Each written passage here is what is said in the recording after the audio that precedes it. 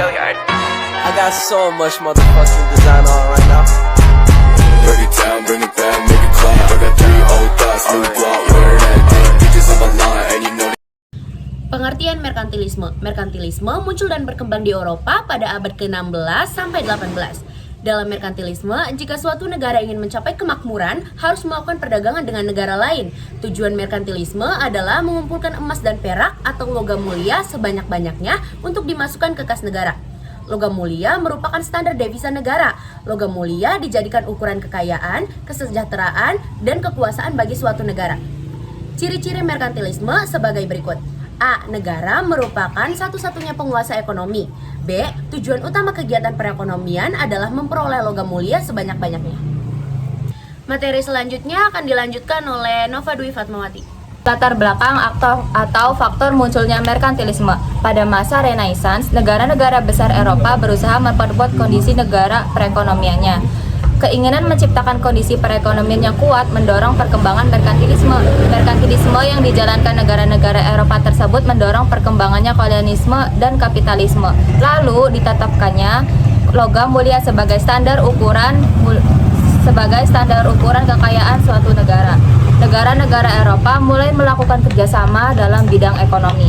Mereka terlibat dalam kegiatan perdagangan internasional yang mendorong perkembangan pelayaran bangsa Eropa. Pelayaran bangsa-bangsa Eropa semakin berkembang pada era penjelajahan samudra. Materi selanjutnya akan dilanjutkan oleh Fajri. Penjelajahan samudra turut menyebabkan berkembangnya merkantilisme. Penjelajahan samudra dilakukan dengan tujuan berdagang dan melakukan ekspedisi pelayaran.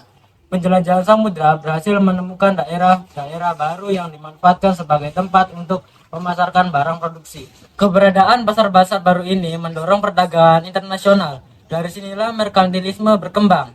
3. Perkembangan merkantilisme. Merkantilisme mengalami perkembangan pesat di beberapa negara Eropa. Materi selanjutnya akan dilanjutkan oleh Sandra Fioran. Perancis Fustri. Merkantilisme di Prancis terjadi pada masa pemerintahan Raja Louis XIV pada tahun 1643 sampai 1715. Pelopornya adalah Jean-Baptiste Colbert. Oleh karena itu, merkantilisme di Prancis disebut Colbertisme. Colbertisme menitikberatkan pada perkembangan industri dalam negeri daripada perdagangan internasional. Inggris. Pelaksanaan merkantilisme di Inggris berlangsung pada masa pemerintahan Ratu Elizabeth I pada tahun 1558 sampai 1603. Inggris mendirikan organisasi dagang East India Company atau disebut EIC pada tanggal 31 Januari 1599. EIC memperoleh hak istimewa yaitu hak monopoli perdagangan serta hak menguasai wilayah di India, Kanada, dan Amerika Utara. Tujuan Inggris menjalankan merkantilisme adalah memperoleh keuntungan besar dari perdagangan luar negeri. Pelaksanaan merkantilisme di Inggris ditandai dengan kenaikan pajak untuk memajukan kegiatan pelayaran. Materi selanjutnya akan dilanjutkan oleh Abi. Jerman terjadi pada masa pemerintahan Kaiser Friedrich Wilhelm I. Merkantilisme di Jerman disebut merkameralisme atau kas raja. Pelaksanaan merkantilisme di Jerman dilakukan dengan mewajibkan rakyat membayar pajak setinggi-tingginya.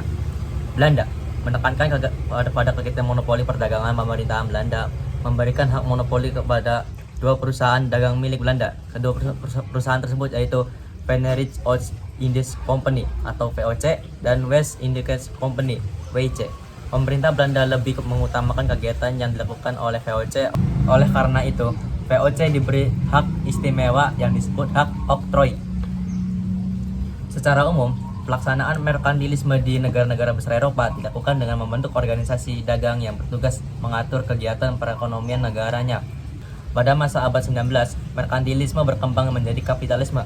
Kapitalisme menurut adanya modal swasta yang berkembang untuk membangun perekonomian sebuah negara. Merkantilisme dan kapitalisme saat ini mengalami perkembangan pesat. Materi selanjutnya akan dilanjut oleh Triwin Dwaji. 4. Pengaruh merkantilisme bagi masyarakat dunia dan Indonesia. A. 5 pengaruh merkantilisme bagi masyarakat dunia. Merkantilisme yang berkembang di Eropa pada abad 16 mendorong munculnya paham-paham baru yaitu imperialisme dan kolonialisme. Menurut buku ensiklopedia Sejarah dan Budaya jilid 3 Renaissance, Perdagangan dan Kekaisaran 2009 sampai 206, pelaksanaan imperialisme bangsa Eropa berkaitan erat dengan dilakukan bangsa Eropa. Kolonialisme merupakan paham untuk menguasai daerah atau wilayah oleh suatu negara guna memperluas wilayah kekuasaan. Setelah menemukan daerah baru, daerah tersebut dijadikan koloni daerah jajahan dan digunakan untuk memperkuat kekuasaan dan menunjukkan kepada negara lain keberhasilannya menyebarkan pengaruh. Saat ini muncul kolonialisme dalam bentuk baru yang disebut neokolonialisme. Pada kolonialisme baru, secara formal negara bersangkutan tetap independen dan mendapat pengakuan internasional sebagai negara berdaulat. Akan tetapi pada praktiknya sistem politik, ekonomi, dan kebudayaan diatur oleh negeri-negeri imperialisme. Materi selanjutnya akan dilanjutkan oleh Dias. Adapun tokoh-tokoh merkantilisme. 1. Thomas More 1571 hingga 1641 dari Inggris. 2. David Hume 1711 hingga 1776 dari Inggris, Britania Raya.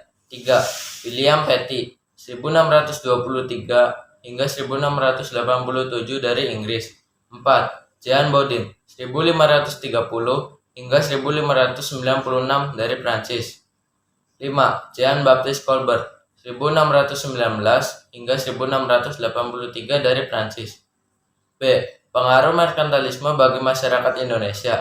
Pelaksanaan merkantilisme di Indonesia dikembangkan oleh organisasi dagang milik Belanda, yaitu VOC. Pelaksanaan merkantilisme pada masa pemerintahan Hindia Belanda tampak pada pemberlakuan kultur stelsel, sistem monopoli, dan praktek kerja paksa. Raffles memberlakukan sistem sewa tanah. Adanya sertifikasi sosial yang ditetapkan pemerintahan Belanda. Golongan 1. Orang Belanda dan orang asing kulit putih. Golongan 2. Orang timur asing. Golongan 3. Orang pribumi. Sekian materi yang dapat kelompok kami sampaikan. Jadi kesimpulannya, merkantilisme adalah teori ekonomi yang meyakini bahwa kemakmuran suatu negara hanya ditentukan oleh jumlah modal atau aset yang tersimpan di negara tersebut dan besarnya perdagangan internasional yang dilakukan oleh negara tersebut. Semoga materi yang kelompok kami sampaikan bisa bermanfaat dan tersampaikan dengan baik. Sekian, wassalamualaikum warahmatullahi wabarakatuh.